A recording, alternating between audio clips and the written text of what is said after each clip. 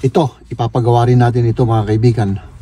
Kasi, yung hayop na yan, oh, ayan oh, may ano pa sila oh, may mga bakas silang iniwan dito, tapos ayan, kinain yung cable, putang inang yan.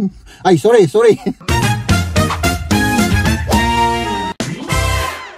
Ang problema ko ngayon mga kaibigan ay wala akong gagamiting sasakyan papasok lang sa trabaho. Kasi yung sasakyan mga kaibigan, kailangan punta ko sa shop. Kasi may ako naka-schedule ngayon na change oil at saka may ipapakita ako dun sa sasakyan. No? Ngayon, pagkatapos natin na magkape, ay siyempre, papasok ako sa trabaho. No?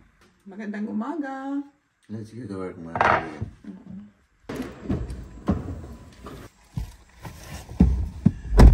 Let's go mga kaibigan, let's go to work. Baka malate pa tayo.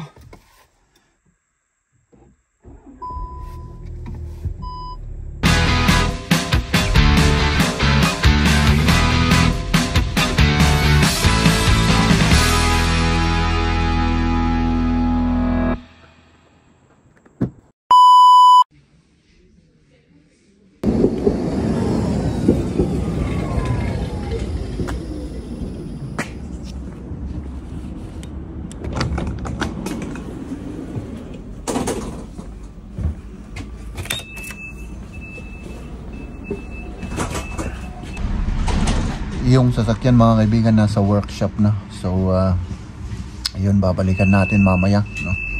At syempre ako naman babalik ako sa trabaho kasi syempre may trabaho pa tayo, no?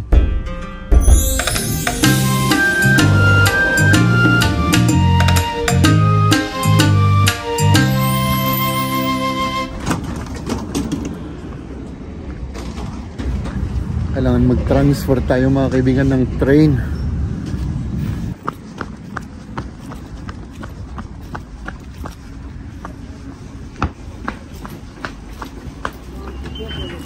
Muntik na tayong maiwan dun ha.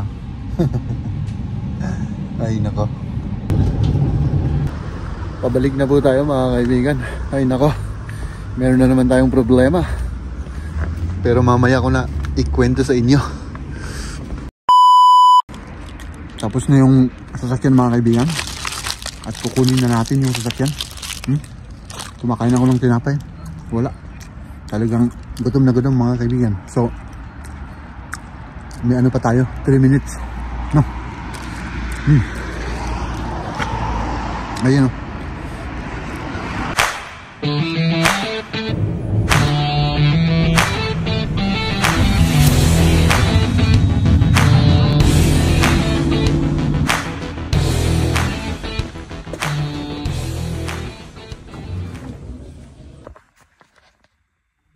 Ayan na mga kaibigan, nandito na tayo. So ayan, ito yung ginawa nila, no? Tignan muna natin. Okay. So okay naman lahat. Walang problema. Yung oil service niya. Ang problema nga lang mga kaibigan, kailangan natin ng bagong gulong. So sa summer ko pa ipapagawa. Tapos ayan. Ito, ipapagawa rin natin ito mga kaibigan.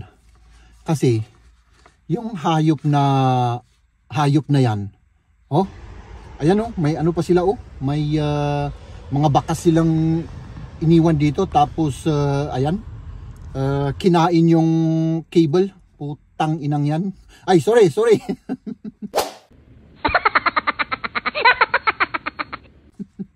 Nakaka-high blood kasi eh. Oh, kailangan ipa-check pa natin yan, baka may ibang sira doon sa ibang part ng ng sasakyan, di ba? Ewan ko kung saan sila pumapasok dito, no? So ayan. So at least naman medyo nabunutan ba ako ng tinik mga kaibigan, kasi ang alam ko may problema rin dito pero wala pala. Okay. Good, let's go to work mga kaibigan. Let's go.